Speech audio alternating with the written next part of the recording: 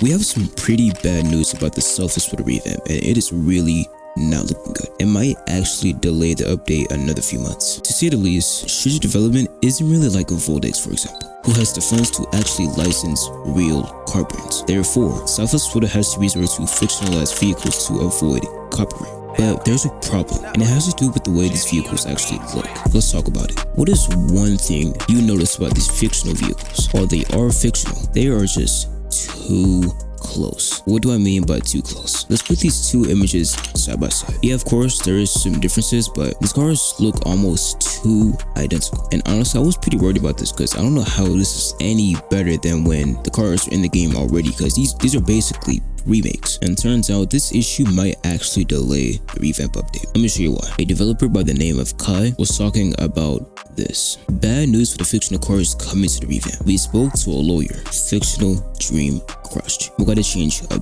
bunch of stuff that has to do with the vehicles. Good news though, it's not going to be all of them that are going to be changed, but this pretty much sums it up right here. If you had a survey group of, let's say, 100 people, and you had a photo of the fictionalized car next to a photo of the car it's based on, if more than half of that survey group said it looked the same car, they have grounds for DMCA. Basically, these cars look too similar to the real counterparts. They're trying to go fictional, but at the same time, like, make these remodels based on the car. They're not really going like completely original. At first, I didn't really see a problem with this. I mean, I was a bit worried, I won't lie, because, you know, these cars look so similar to the real ones, but it's crazy, but I really am not really surprised, honestly. It's unfortunate, it sucks, but I guess it has to go this way, man, because let's be real. If these brands really hate the fact that these cars were in the game, what would it be any happier if they were to, like, make a model based on the car? If you get what I mean, because, like, they're basically remaking the car with like slight changes to it. Something tells me this might actually change the direction of this update. While these cars aren't necessarily entirely different, one thing we gotta agree on, these developers are very